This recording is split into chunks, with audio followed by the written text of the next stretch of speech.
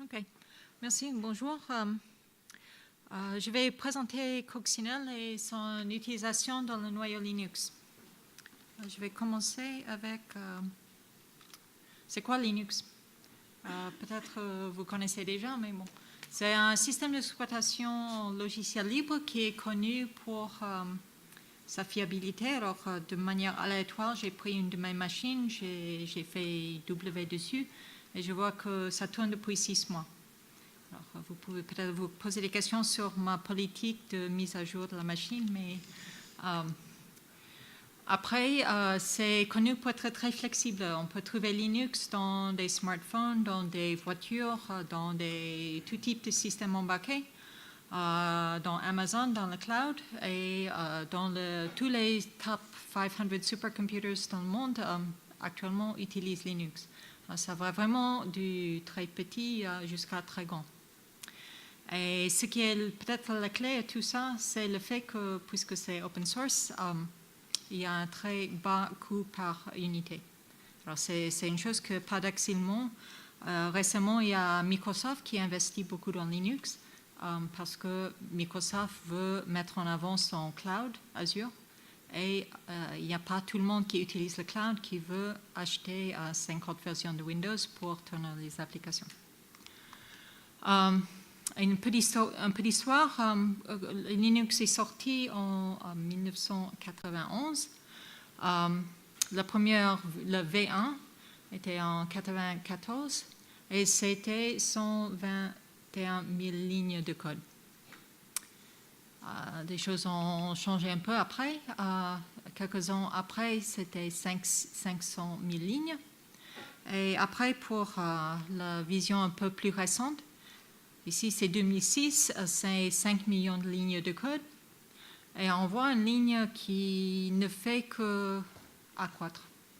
Alors, c'est un système assez hallucinant dans le sens que ça continue à augmenter. On peut aller très loin dans le passé et c'est exactement comme ça, la même courbe, la même pente, etc. Alors, c'est vraiment un système en développement très actif. Et on peut aussi voir les contributeurs, on a exactement la même pente. C'est un peu plus comme ça, mais ça augmente beaucoup aussi. Alors, il y a plein de gens, ça c'est le nombre de personnes qui ont contribué à chaque version de Linux. Et ça ne fait qu'augmenter. Alors, il y a de plus en plus de gens qui s'intègrent dans le processus de développement, qui s'intéressent à la chose. Par contre, il y a une grande partie de ces contributeurs qui ne font pas beaucoup. Alors, c'est une échelle logarithmique et il y a presque 10 000 personnes qui n'ont soumis qu'un patch. Et il y a à peu près le même qui ont soumis 10. Et si on va jusqu'à les personnes qui ont contribué à 10 000 patchs, il n'y en a que 4. Alors, il y a une très grande variabilité d'expertise dans les gens qui contribuent à la chose.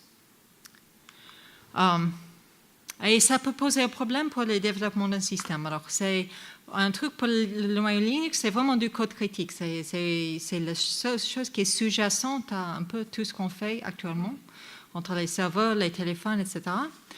Et il faut que le code soit correct et il faut aussi que le code soit performant, parce que ça, c'est très important pour un système d'exploitation. Le code, comme on a vu, c'est très gros et la base de code, la base de développeurs est aussi très gros, avec une grande variabilité.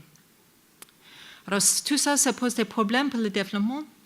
On a besoin de pouvoir faire des choses automatiquement parce que ça devient trop gros pour qu'on fasse des choses à la main. Ça peut freiner le développement. Alors, on réfléchit, peut-être on trouve un problème dans le code. Et souvent, si on trouve un problème à un endroit, les problèmes ils sont récurrents. Alors, on trouve quelque chose qui est un peu mal designé, peut-être un goulot de performance, un truc comme ça, et on veut l'améliorer. Mais après, on a un problème parce qu'il faut propager cette amélioration à maintenant 15 millions de lignes de code. Ils ne sont peut-être pas tous concernés, mais quand même, il faut trouver les lignes de code qui sont concernées dans les 15 millions. Et ça revient un peu au même.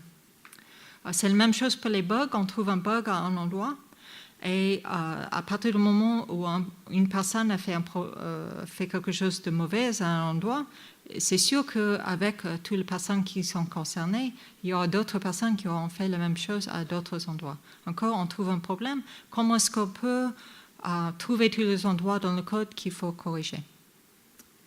Alors, ce sont les problèmes auxquels on attaque avec l'outil Coccinan.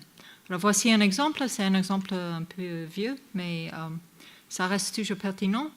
À un moment, on a introduit une nouvelle fonction qui s'appelle KZalloc. Alors, globalement, c'est dans le noyau, au niveau utilisateur, on a la fonction malloc pour allouer la mémoire.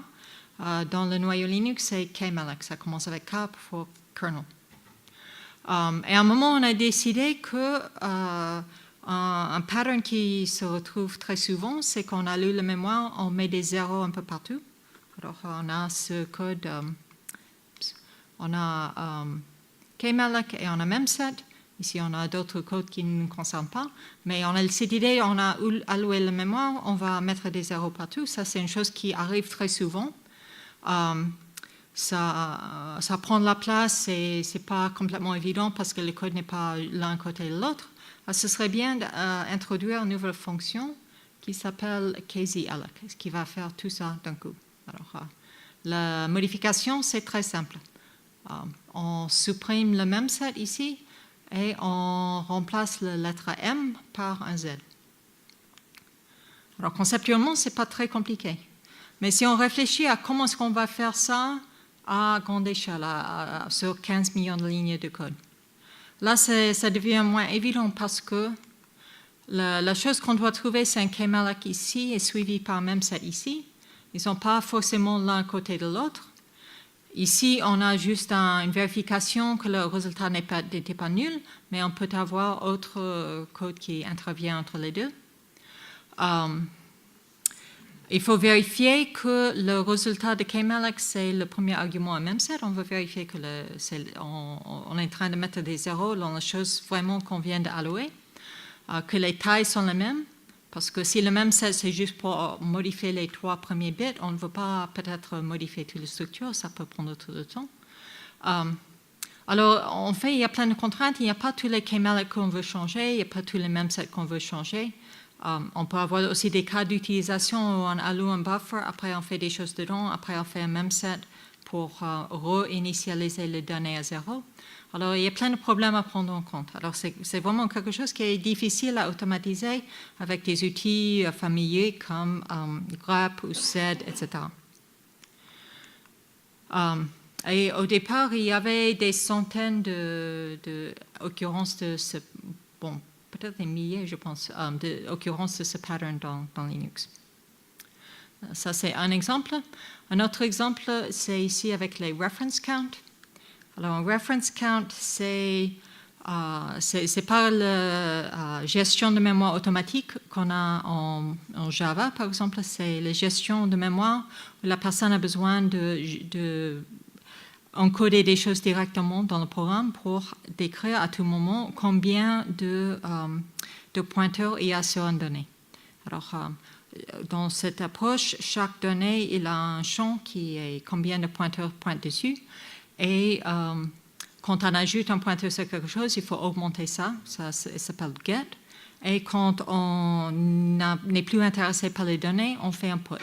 Et si le reference count diminue à 0, là, on fait un free. Alors, c'est un peu un compromis entre des free alloc et free explicites et un garbage collection qui est complètement automatique. Mais ça amène à plein de problèmes parce que ça demande au programmeur de mettre des choses dans le code pour augmenter le reference count et pour diminuer le reference count. Alors ici, c'est un exemple. Et là, le code il a l'air complètement correct. Globalement, c'est un iterator, comme on peut avoir dans Java ou d'autres langages. C'est pour travailler sur les arbres. On a un nœud, il a des fils. On va faire quelque chose sur tous les fils. Et ce qu'on ne voit pas, c'est que les fils, ils sont gérés par les reference count. Et ce truc-là, c'est un macro magique. Et chaque fois quand il visite chaque fils, il augmente le reference count du fils et il diminue le reference count du fils précédent. Et le problème, c'est que quand on fait un break, on a augmenté le reference count office, mais on ne le diminue pas. Et comme ça, on a des petites fuites de mémoire un peu partout. Ce problème, j'ai trouvé 6 occurrences de ce problème dans le noyau Linux actuel. Mais il y a plein de ces types d'opérateurs, et après il y a des breaks, il y a des returns, il y a plein de types de ça. Alors c'est un problème qui arrive et arrive et arrive et arrive. Et on a vraiment besoin d'un moyen automatique pour aller trouver toutes les occurrences de ce problème et de s'en débarrasser.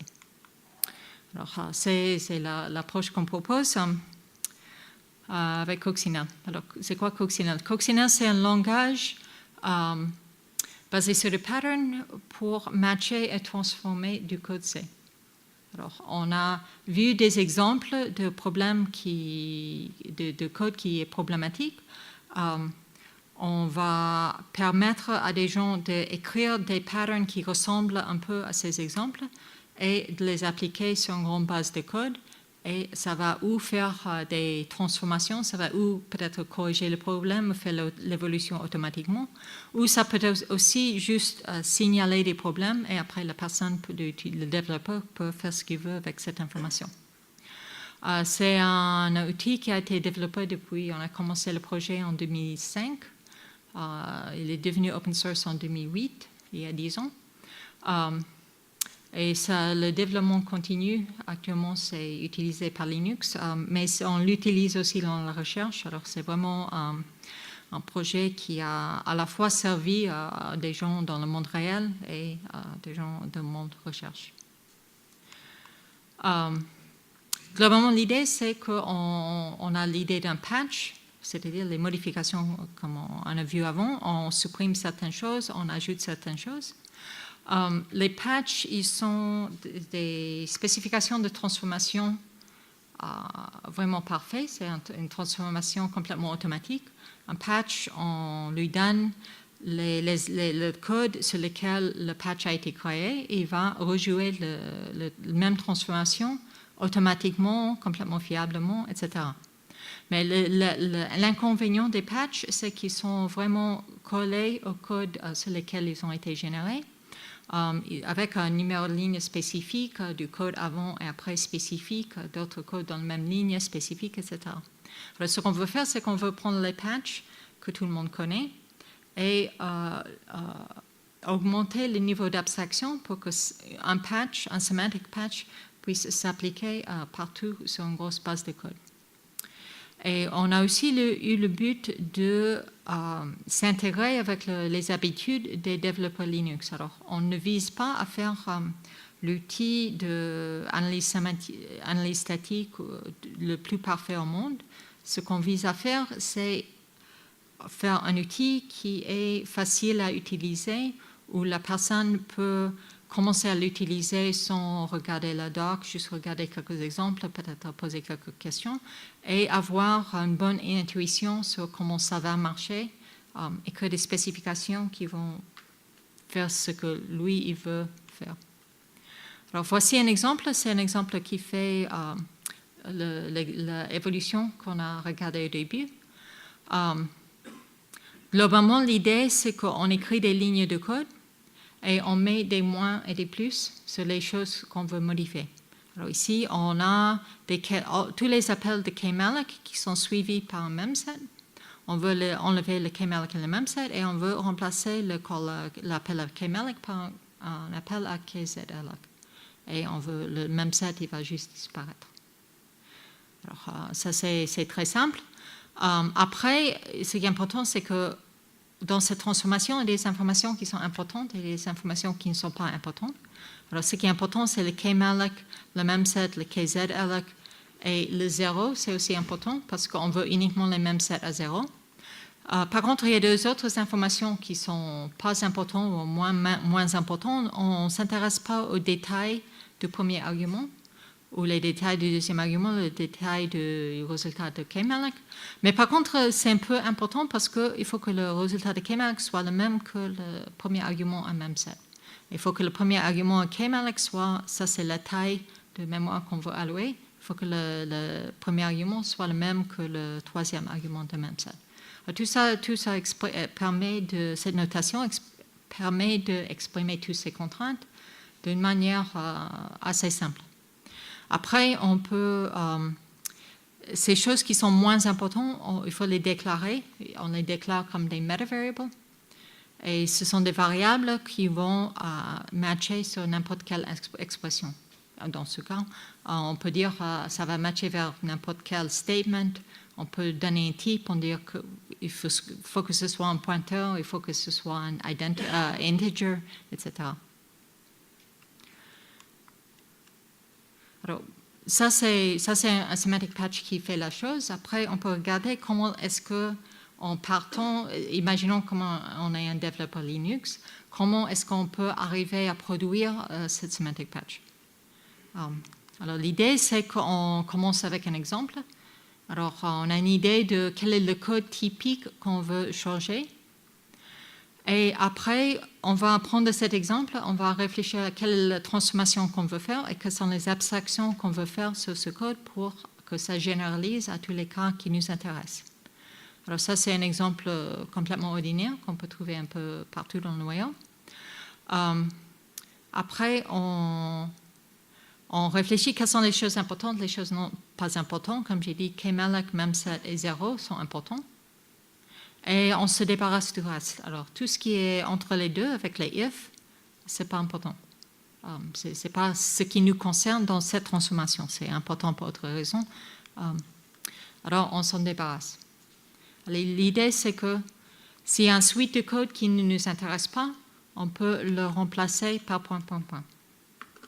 L'idée, c'est si on était en train de discuter avec un collègue, on veut expliquer comment on fait cette transformation. Et on peut peut-être l'écrire sur une feuille de papier, sur un tableau noir, un truc comme ça. C'est peut-être un peu comme ça qu'on aurait écrit. On met point pour les choses qui ne sont pas importantes et on met explicitement pour les choses qui sont importantes.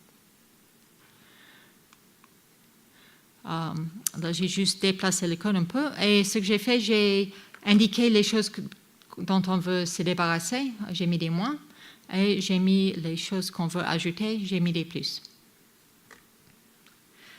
Mais après, ça reste un peu trop spécifique. On a toujours FH, on a toujours sizeof, on a toujours GFP kernel, et ce ne sont pas des choses importantes. Alors, après, on a son extrait de code, et on peut juste abstraire sur ça.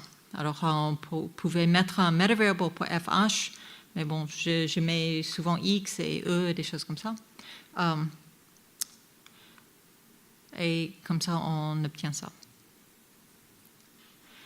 Alors là, c'est une chose complète, une chose qui marche. On peut prendre cette spécification et on peut le lancer sur tout le noyau Linux et ça va faire des choses. Après, la question, c'est est-ce que ça va faire des choses qu'on voulait que ça fasse? Alors, est-ce que vous avez un avis dessus?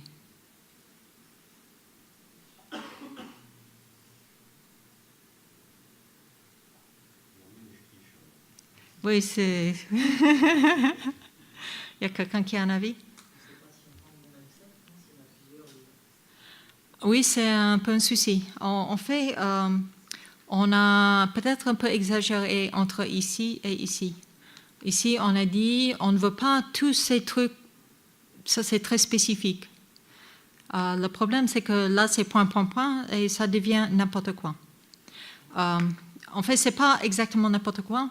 Donc, Coccinelle, quand tu mets point, ça suit les chemins de flot de contrôle. Alors, il y a une connexion, on a l'exécution de kmalloc et après, plus tard, on a une exécution de memset. Mais en fait, le plus tard, ça peut être 3 lignes après ou ça peut être 1000 lignes après. En fait, en Coccinelle, on travaille sur une fonction à la fois, mais dans Linux, les fonctions, ils sont très grandes parfois.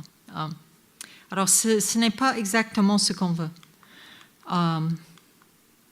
Ce qu'on veut, c'est être sûr que, par exemple, X n'a pas été modifié entre les deux. On veut être sûr qu'on travaille sur le même X. Il faut que ce soit le même X et il faut que le contenu de X soit le même. Parce que globalement, on va commencer avec le même set. On a le même set qui est en bas et on va le relever pour que ça arrive au KML. Il faut que ça ait le même effet à l'endroit où c'était avant et à l'endroit où on va le mettre.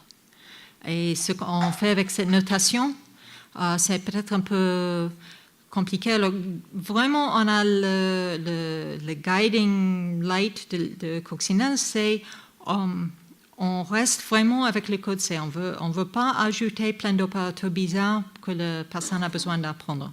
Mais ici, on avait besoin de dévier un peu de ça. Ce qu'on dit ici, c'est que le when, ça met des contraintes sur les points. Et on dit when not equals, when il n'existe pas. Et bon, là, la notation c'est aussi un peu plus compliqué, mais when il n'y a pas une affectation avec un x à gauche, alors ça peut être x tout court, x flash y, x point A, point B, flash ABC, etc. Quand il n'y a pas une modification sur le valeur ou le contenu de x, et on fait un peu la même chose dans le cas où on a un appel de fonction, parce qu'on s'est dit, si après le kmalloc, le x n'est pas initialisé, alors si on donne une donnée qui n'est pas initialisée à une fonction, c'est sûrement pour l'initialiser. Alors, dans ce cas, le même set après, il aura un effet différent, ce serait de réinitialiser les données, et si on le déplace, ça ne va pas marcher du tout. Alors, mais quand même, ça reste, ça sort un peu du code C, mais ça reste petit et compréhensible. Oui. Pourquoi ne pas avoir fait du langage naturel, style when x is not modified? Oui.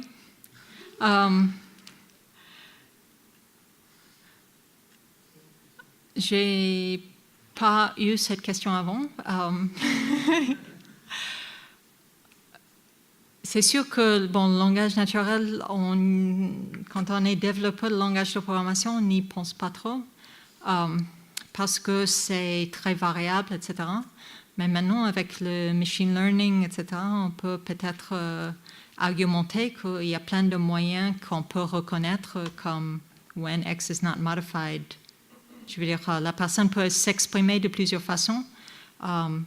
Mais avec les avancées en traduction automatique, peut-être qu'on pourrait effectivement les reconnaître et faire quelque chose avec. Je peux voir avec les utilisateurs s'ils auraient préféré ça. Je ne sais pas, c'est une question intéressante. Est-ce qu'il y a d'autres questions? Okay. Bon, le problème de KML et KZLX, c'est une chose qui date des années 2000. Mais quand même, il y a des trucs qui restent. Et dernièrement, j'ai vu qu'il y avait 14 occurrences de ce problème. Il y a aussi 5 faux positifs. Il y a 14 occurrences où cette règle modifie de la bonne manière. Et il y a 5 autres occurrences où il le modifie, mais il ne devait pas. Ce sont des faux positifs. On peut dire avoir des faux positifs, ce n'est pas une bonne chose parce qu'on a l'outil, après il y a le développeur, il faut qu'il interprète les résultats. S'il trouve que les résultats ne sont pas bons, il ne sera pas content avec l'outil, etc. Mais ce qui se passe avec Coccinelle, c'est que la personne écrit la règle lui-même et s'il trouve que la règle n'est pas assez contraignante, il peut mettre plus de when, par exemple, pour supprimer les problèmes. Par contre, avec 14 occurrences et 5 faux positifs, je pense que la personne ne peut pas parcourir les résultats dans un temps raisonnable et il ne serait pas forcément motivé de refaire la règle pour éliminer les faux positifs. Mais ce qui est plus intéressant, c'est qu'on fait dans le noyau Linux, bon, le KML, KZLX, c'est une chose qui existe depuis longtemps et c'est assez bien connu, mais aussi beaucoup d'autres fonctions d'allocation. Et ces fonctions d'allocation ont tous leurs fonctions d'allocation avec 0. Et ces fonctions ici à droite, ils sont peut-être beaucoup moins connues. Et comme ça, on peut faire une règle qui s'applique à tout le nouveau code qui est écrit, par exemple, et fait toutes ces modifications ou suggère aux développeurs qui font ces modifications. Et je pense que maintenant, il y a oui, je pense que dans Linux, il a un système de zero-day build testing, c'est-à-dire c'est géré par Intel et les développeurs ils peuvent donner l'adresse de dépôt Git à une personne en Chine, en fait. Et cette personne, il regarde tous les commits qui arrivent et il fait tous les tests dessus. Et on a un retour dans 1 heure ou quelque chose comme ça sur ton code ne compile pas ou ça provoque des erreurs de build, etc. Et maintenant, il y a aussi plein de règles coccinelles qui sont lancées, entre autres des règles pour faire ça. Et comme ça, on ne devrait plus avoir des mauvaises utilisations des fonctions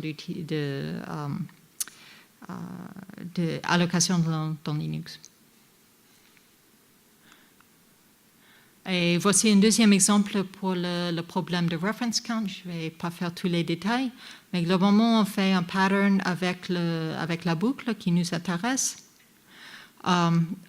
Et on cherche les cas où il n'y a pas de of-node put. Ça, c'est la fonction qui diminue le reference count. S'il n'y a pas de of-node put, c'est le chemin jusqu'à un break. Alors, il faut ajouter un of-node put. Alors là, c'est un peu subtil parce qu'avec break, c'est un variable qui est peut-être dans tout le scope de la fonction. Il faut aussi vérifier que le variable n'est pas utilisé après, parce que comme ça, on ne veut pas relâcher la référence dessus. Mais on peut exprimer tout ça avec le pattern et trouver les 6 bugs que j'ai trouvés et que j'ai corrigés hier soir aussi. Est-ce qu'il y a d'autres questions sur le langage? Oui.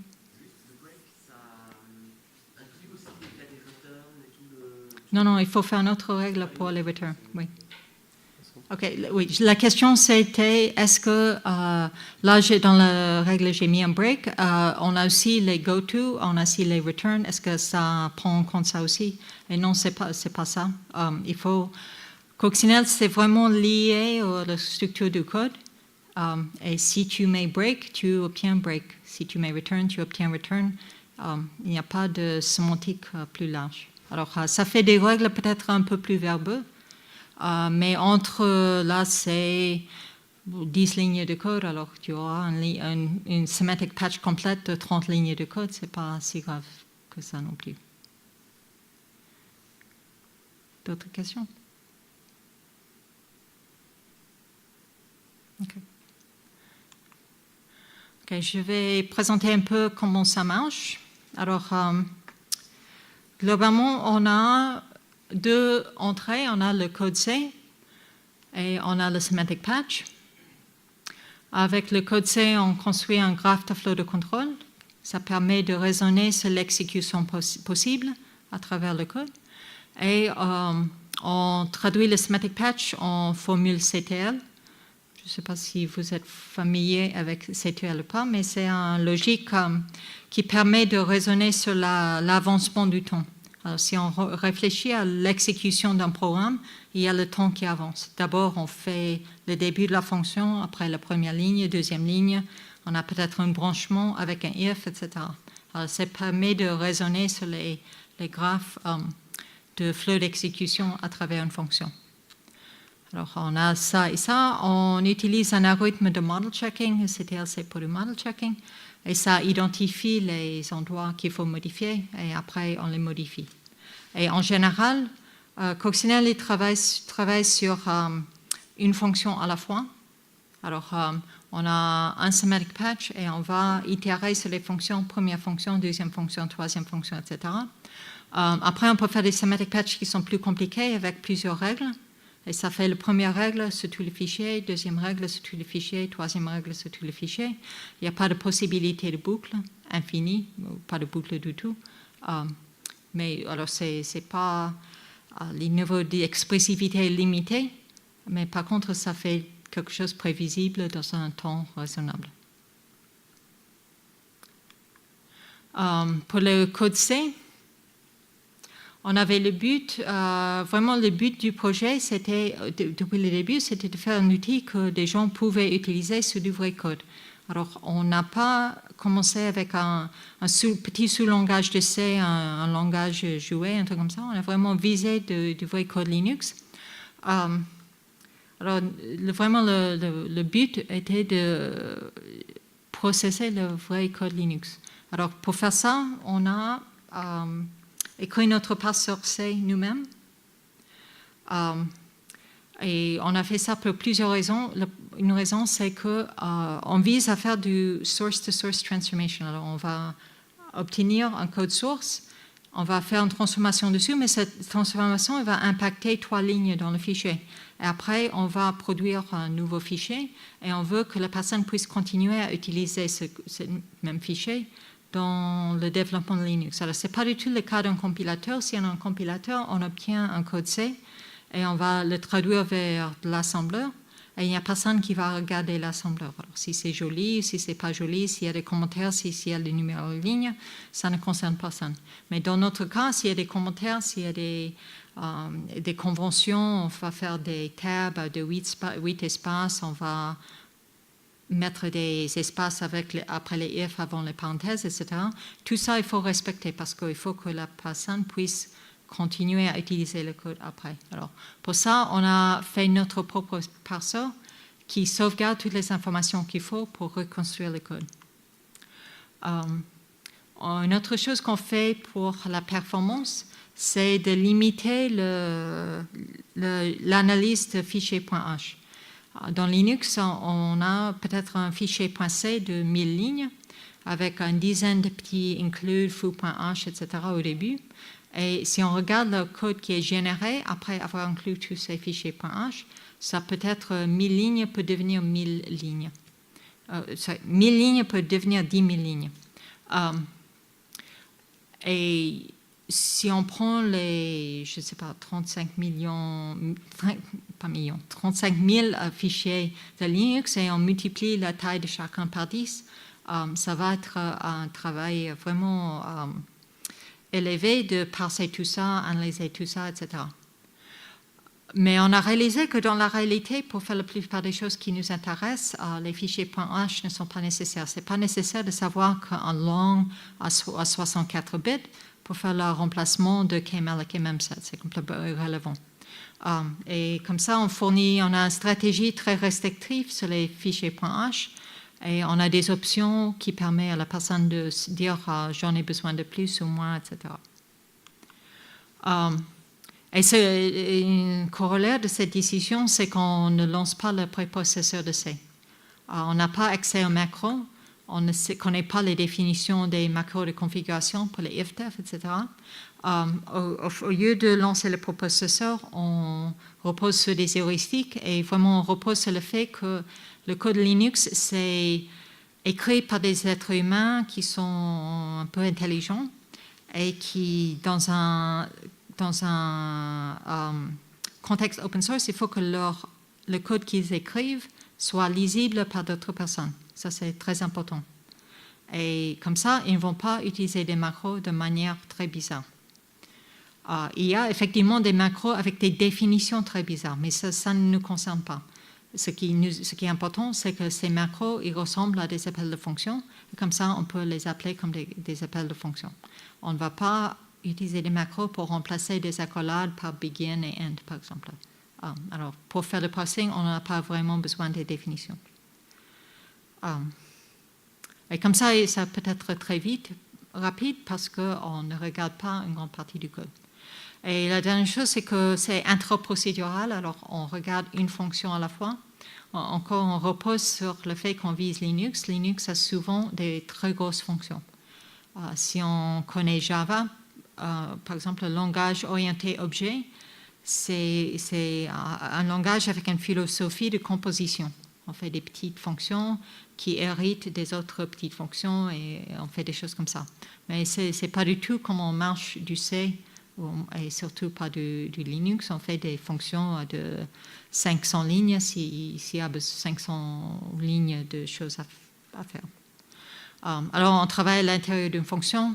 Si on veut un truc interprocédural, c'est possible, mais beaucoup plus compliqué. Après, le traitement des semantic patch. Alors, on veut permettre à la personne d'exprimer des choses à tous les niveaux possibles. Toute une fonction, tout un statement, tout un identifier, à la définition d'une structure, etc. Et la personne n'a pas besoin de réfléchir au niveau, par exemple, de la syntaxe abstraite des graphes de flux de contrôle, la personne réfléchit en termes du code qu'il voit et il remplace des choses, etc. Alors, on veut être concis et lisible. On veut supporter presque tout C, parce qu'il y a toujours quelqu'un qui veut faire une modification sur un autre type de code. Et il faut que la personne ait une bonne expérience. On s'intéresse vraiment à ce qu'on puisse avoir des utilisateurs et ces utilisateurs puissent être contents. Ça fait un lien un peu avec la question de Gaël. Parfois, Coccinelle permet d'exprimer des choses en termes de code, mais parfois, dans le code est un peu... C'est très bas niveau, il permet d'exprimer des choses de plusieurs manières et ce n'est pas très intéressant. Alors, parfois, on écrit x égale nul, parfois, on écrit point d'exclamation x, et en général, il n'y a pas trop de différence entre ces différentes options. Alors, on a des isomorphismes qui sont des règles de réécriture sur la spécification et ça permet de supprimer toutes ces petites différences. Par contre, dans l'exemple de Gaël, il y avait le break. Le break et le return sont un peu différents parce que break, il reste dans la même fonction avec le même scope. Alors, on a envie d'exprimer une chose un peu différente. Et après, il y a le CTL, c'est un peu technique. Ça permet de raisonner sur tous les chemins à travers une fonction ou de choisir juste un chemin. Ça ajoute l'expressivité. Alors, en 2008, il y a 10 ans, on avait fait notre outil, on avait fait quelques expériences. Étant des chercheurs, la prochaine étape, c'est de faire un papier. Alors, pour faire un papier, il faut faire une évaluation de notre approche. Alors, ce qu'on avait fait, on avait pris 60 évolutions qui ont été faites dans Linux et on a écrit les spécifications qui vont avec. On les a appliquées aux fichiers qui étaient affectés. Il y avait autour de 6000 fichiers et on a eu des bons résultats. On a trouvé que c'était très bien d'avoir un parser qui acceptait un peu tout et les features pour permettre du source to source. Ça, c'était la première expérience où on est en train de rejouer le passé. La deuxième expérience, on voulait voir est-ce qu'on peut contribuer à l'avenir. Alors, on a trouvé quelques problèmes dans Linux, on a soumis des patchs, on a essayé de faire un peu de publicité pour notre outil. On a d'abord fait un release du binaire. Il y a quelques personnes qui l'ont utilisé, ils avaient des questions, etc. On a répondu à des questions. Et bon, globalement, tout le monde était content, mais on se demandait comment est-ce qu'on peut élargir des choses, rendre la chose plus disponible, etc. Alors, après, on s'est engagé avec la communauté Linux. Une chose que je pense que c'était très important, on a vraiment... on a pris l'outil, on a trouvé nous-mêmes plein d'opportunités pour utiliser l'outil et on a soumis des patchs qui disent voici la chose qu'on fait, voici les spécifications qu'on a écrites, on a utilisé cet outil et bon, voici le résultat, vous pouvez accepter si vous voulez. Alors, on n'a pas essayé d'imposer notre vision sur des gens, on a juste fourni des exemples de comment on peut faire et de ce qu'on peut faire avec notre outil, avec notre approche. Après, on a donné des exposés à différentes conférences des développeurs. On a eu quelques kernel developers qui ont passé un peu quelques mois chez nous. On a fait un grand effort pour être réactif. Je veux dire, les outils de recherche ont peut-être une mauvaise réputation dans la communauté de développeurs parce que l'outil est fait et après ça disparaît. Mais on a fait un grand effort pour maintenir la chose parce que d'un côté, c'est utile pour nous parce que c'est un outil de traitement de C, on peut faire un peu n'importe quoi avec. Mais avoir des vrais utilisateurs en dehors des murs de l'université, ça donne aussi des idées, des problèmes qu'on peut essayer de résoudre ou amélioration qu'on peut faire l'outil pour qui va nous aider dans l'avenir.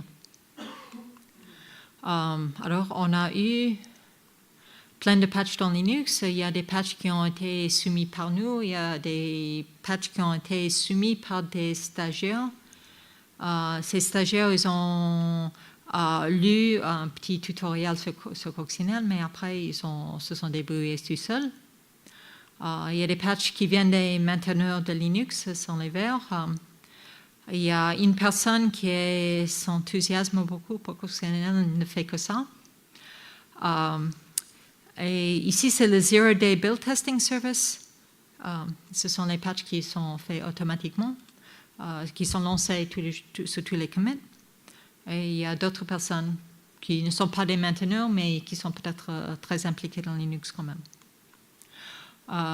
Ces personnes, ce sont les patchs qui ont été faits par les mainteneurs en particulier. Les mainteneurs, ce sont des personnes qui sont responsables pour une partie spécifique de Linux.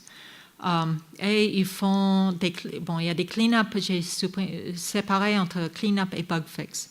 Alors, les bug fix, on a des bug fix, mais peut-être pas énormément de bug fix. Et c'est peut-être parce que, comme j'ai dit au départ, on ne vise pas à avoir l'analyse statique le plus performant au monde. On ne va pas trouver tous les race conditions de manière plus performante que tous les autres. C'est vraiment pas ça notre but. Notre but, c'est ce qu'on voit avec les clean-up, on veut changer quelque chose, on veut exprimer ce qu'on sait sur le code pour qu'un outil automatique puisse utiliser cette information pour faire automatiquement tout le travail. Et c'est ce qu'on voit ici. En 2015, il y avait certaines personnes qui voulaient faire vraiment des gros clean-up sur le noyau Linux. Et comme ça, ils ont utilisé Coccinelle pour faire ça. Comme j'ai dit avant, il y a aussi des semantic patches qui sont dans Linux qui peuvent être utilisés par les développeurs Linux eux-mêmes. Ils font make coxie check, alors ils n'ont pas besoin de connaître comment marche Coccinelle. Et ces semantic patches sont surtout aussi utilisés par le Zero Day Build Testing Service. Ils sont appliqués sur tous les patchs qui arrivent tous les jours. Alors après, c'est un problème d'écrire ce semantic patch et il faut que ce soit aussi assez robuste pour que les gens puissent vouloir les utiliser sur un certain nombre d'années.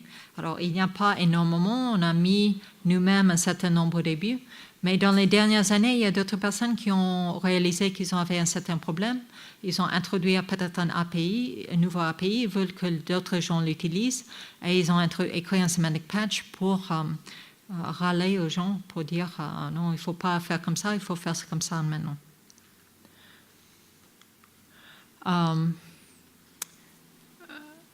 Ici, c'est ce qui est fait avec le Zero Day Build Testing Service. Il y a des changements dans différentes catégories. Il y a plein de MISC. C'est juste pour voir, il y a maintenant des centaines, ça fait 600 patchs dessus dans 2017 qui viennent de Coccinelle. On a un commentaire d'un vrai être humain. Thomas Gleixner, c'est quelqu'un qui travaille sur le noyau Linux depuis un certain nombre d'années et il est responsable pour l'intégration de la patch sur le real-time, avoir des facilités real-time dans Linux. Et il y avait un truc avec les interruptions et il y a quelqu'un qui devait mettre à jour le traitement des interruptions. Il a dit, d'abord il a dit, Thomas a dit à cette personne, vous vous trompez complètement. Et après, il a dit à cette personne, il faut qu'il fasse son travail avec des scripts au lieu de le faire à la main. Et il faut qu'il le fasse avec Coccinelle. Et globalement, ce que la personne était en train de faire, il était en train de... il fait une modification dans l'API, après il compile le noyau, et après il change tous les cas qui ne marchent pas. Et le problème avec cette solution, c'est que Linux est très configurable et ça supporte... x86, ARM, PowerPC, etc. Et il n'y a pas, si on compile sur x86, on ne va pas toucher tout le code ARM ou PowerPC, etc. Comme ça, sa transformation n'était pas complète. Et avec Coccinelle, puisque Coccinelle ne regarde pas les fichiers .h, ne regarde pas les configurations, il est en train de juste aller partout dans le code, Coccinelle peut faire tout. Ce qu'on a appris de toutes ces expériences, on a un autre outil, on veut que les gens l'utilisent, il faut rendre l'outil visible ou d'une manière où ça rajoute une valeur pour l'audience, pour qu'ils puissent voir ce que ça a valeur apportée. Une autre chose sur laquelle j'insiste beaucoup, il faut que l'outil soit facile à installer. Il n'y a rien de plus décourageant qu'on récupère un outil, on essaie de le compiler, ça ne compile pas. Après, on est un peu perdu, on envoie un message à mailing list et la personne ne répond jamais. Et après, on passe à autre chose. Alors, on essaie vraiment de le rendre facile à installer. Le Coccinelle, c'est écrit en OCaml. OCaml n'est pas le langage préféré des développeurs qu'on vise. On ne veut pas qu'ils aient besoin de vraiment devenir des programmeurs OCaml pour utiliser notre outil. Alors, on a fait un grand effort dans cette direction. Il faut aussi, c'est un peu la même chose, il faut que l'outil soit facile à utiliser. Il faut que ça colle bien avec les habitudes des publics visés. Il faut que l'outil soit robuste. Alors, si on fait un outil qui vise à transformer du code C, il faut que ça transforme tout C et pas juste une petite partie du C avec des to-do partout.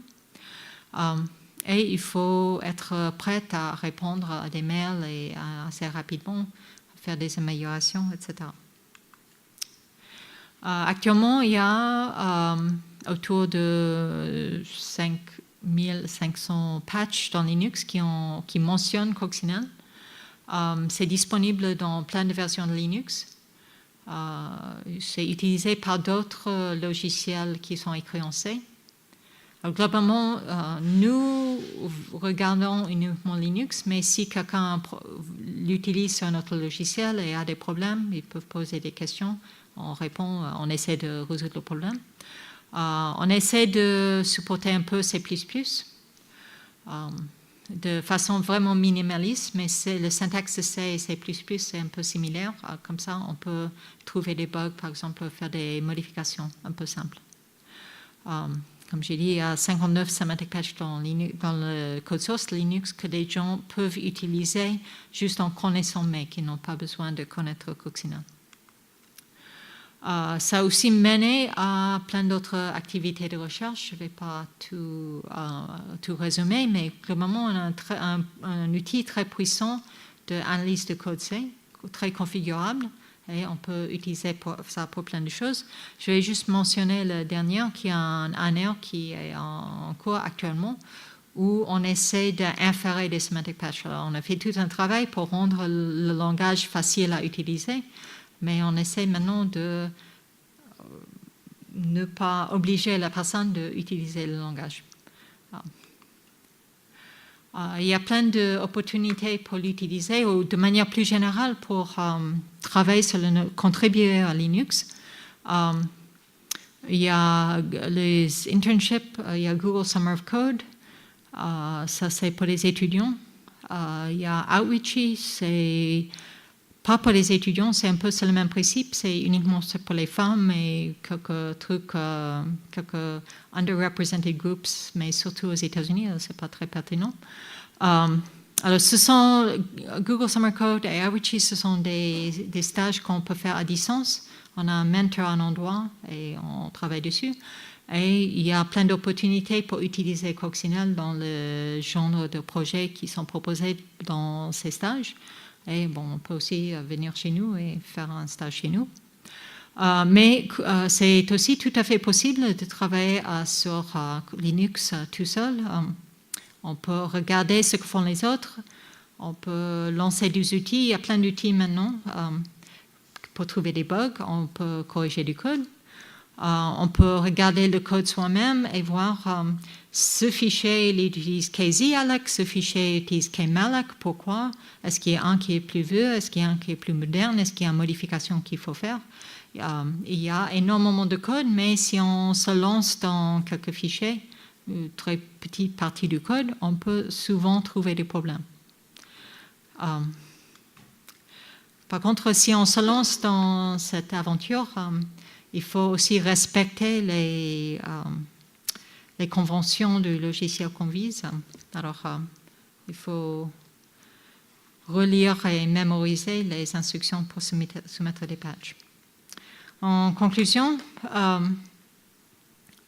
globalement, ce qu'on a fait, c'est qu'on n'a pas essayé de tout faire. On a visé un problème très spécifique, des petites modifications de code récurrentes dans une communauté très spécifique. De notre côté, on a vraiment visé Linux, on n'a pas visé à tous les programmes C. Et ça permet d'avoir un impact parce qu'on peut faire quelque chose qui marche, on peut interagir avec une communauté spécifique et apprendre des choses de eux et leur offrir quelque chose. Si on travaille sur des outils, le monde du open source, de logiciel libre, est un monde très intéressant parce que ça permet d'interagir directement avec les développeurs. Et les développeurs sont de plus en plus intéressés par des outils parce qu'ils voient des succès des outils comme Coverity, etc., qui aident à trouver des bugs. Et le feedback qu'on a reçu des développeurs, ça a été toujours intéressant, enrichissant, etc. C'est vraiment intéressant de pas juste faire un projet de recherche, d'avancer, faire le prochain papier conférence, mais vraiment avoir un impact sur les gens et avoir un retour direct, une interaction directe avec les gens. Et actuellement, comme j'ai dit, on fait plein de choses sur du portage de inférence de règles et l'utilisation pour porter les drivers entre les différentes versions. Et tout notre truc, c'est disponible. Est-ce qu'il y a des questions?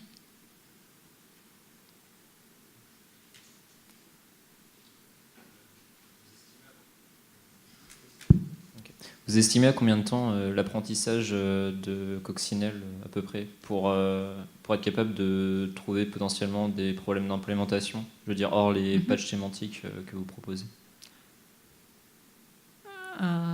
C'est-à-dire en dehors de l'utilisation du make Coxy check dont vous avez dit qu'il était assez immédiat. Oui. Ok, tu veux écrire tes règles toi-même. Oui. Ok. Je pense que c'est pas moi, je suis très optimiste. Alors, c'est un langage. Si tu veux faire des choses simples, c'est très simple. Moi, je dirais 1 heure, je ne sais pas, je n'en sais rien, mais il y a quelques exemples sur notre page web. Alors, si tu veux juste remplacer une fonction par une autre fonction, tu as décidé que le 3e argument de ta fonction ne sert à rien. Ça, c'est très facile à faire. Tu écris un pattern qui match la fonction avec les 3 arguments et un pattern qui match la fonction avec juste les premiers 2 arguments, avec un moins, un plus. Après, tu lances l'outil et c'est bon. Pour faire des choses plus compliquées, très compliquées, on n'a pas vu la complexité complète du truc non plus, mais bon, on a vu le point, c'est peut-être un peu plus compliqué pour comprendre exactement ce que ça veut dire, quand est-ce qu'il faut l'utiliser. Pour les when, c'est peut-être un peu plus compliqué. Après, tu peux faire une règle qui dépend d'une autre règle. Alors, tu peux faire tout un programme qui dit, tu trouves un champ dans cette structure avec un certain type, et ce champ, c'est utile pour autre chose, tu veux faire quelque chose avec, etc. Alors, ça devient de plus en plus compliqué. Mais je pense qu'on peut commencer très facilement. Alors, moi, je dirais... Bon, je fais des tutoriels et je prends 2 à 3 heures et des gens arrivent à faire des choses dans ce temps. Et pas des choses complètement triviales non plus. Alors, il y a des tutoriels sur la page web aussi. On peut le faire soi-même, il n'y a pas de problème.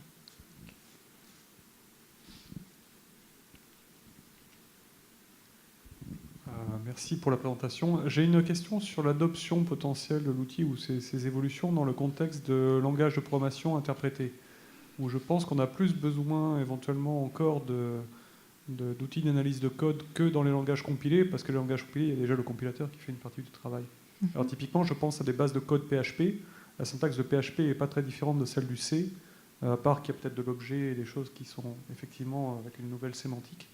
Est-ce que vous avez eu des besoins, ou dans le monde JavaScript, par exemple, est-ce qu'il y a des gens qui vous ont contacté, qui seraient intéressés pour faire ce genre d'analyse sur des grosses bases de code, sur des API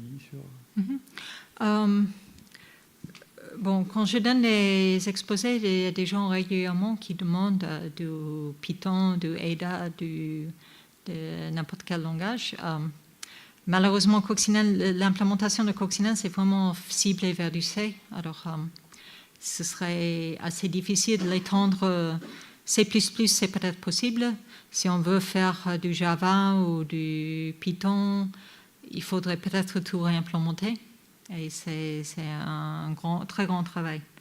Par contre, la personne qui a été à l'origine de l'idée de mettre les moins et les plus, il s'appelle Johan Podiolo. Il a été un postdoc il y a 10 ans. Et après son postdoc, ou quelques années après son postdoc, il est allé travailler chez Facebook. Et Facebook, au moins à l'époque, il faisait beaucoup de PHP. Et il a fait un outil à la Coccinelle pour Facebook qui s'appelle Pf. Et il n'a pas fait les points. C'était juste des appels de fonctions avec des arguments qu'on pouvait réorganiser ou renommer les fonctions, des choses comme ça. Et apparemment, les gens étaient très contents. Alors cet outil, c'est open source, ça existe. Si on a du PHP, on peut essayer de faire quelque chose avec.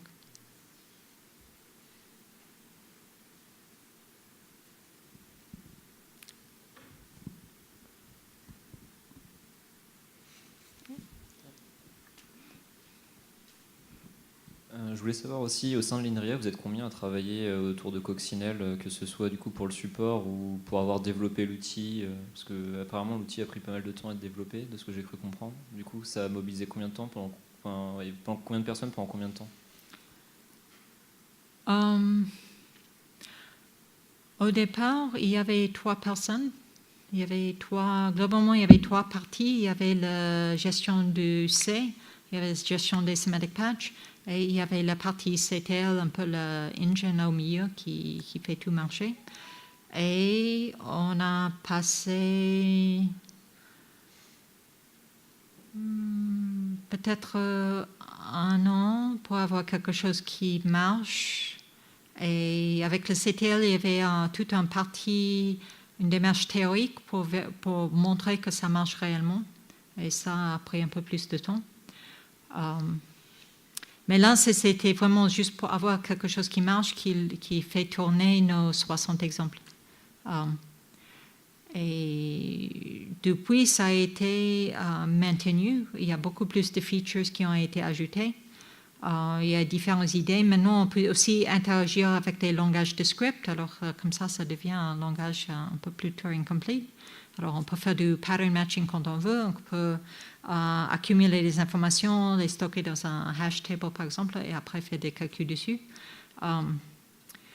Alors, il y avait différents features qui ont été ajoutés au fur et à mesure, qui ont peut-être beaucoup augmenté l'expressivité de l'outil. Alors, on a aussi réécrit au moins 4 fois le système de build. Ça, c'est un travail que j'ai évité de connaître, mais il y a des personnes qui ont fait ça. Dernièrement, j'ai travaillé dessus. On a un ingénieur INRIA. Pendant quelques années, il y avait un ingénieur à plus ou moins à 80%. Maintenant, c'est un ingénieur à 10%. Et on a aussi le dernier projet ici, mais ça va un peu au-delà de Coccinelle lui-même. Il y a un thésard et un postdoc dessus. Alors, ce n'est pas énormément de monde, mais... Oui.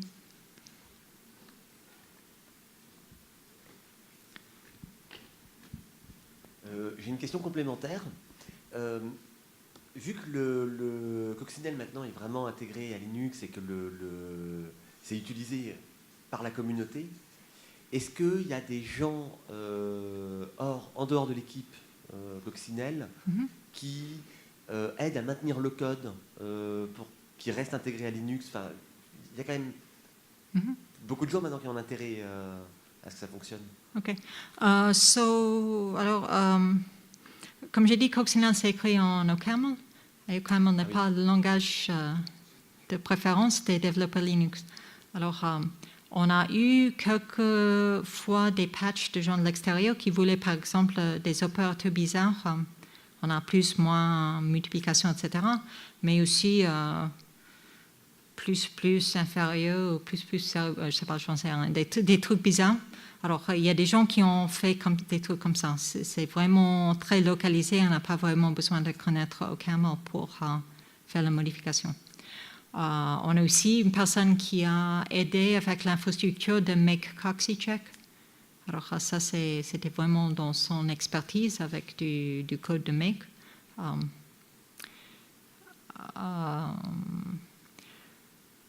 Il y a des gens qui ont fait des commentaires en disant « Bon, j'ai essayé de le corriger moi-même, mais je n'ai pas réussi. » Alors,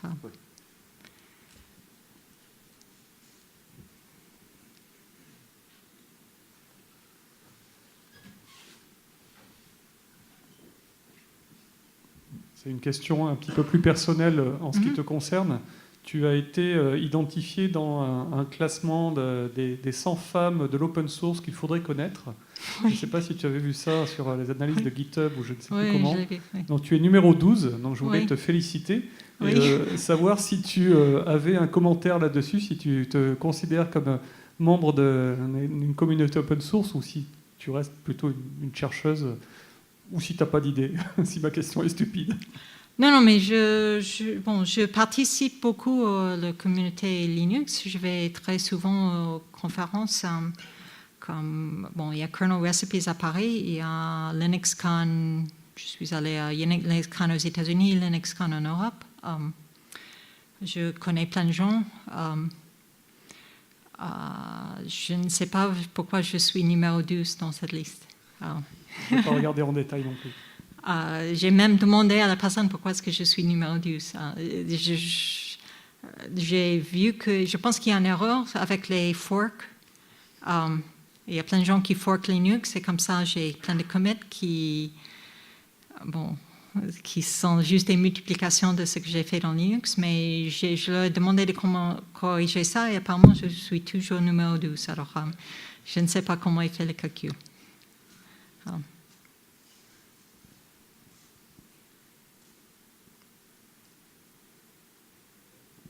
OK. Merci.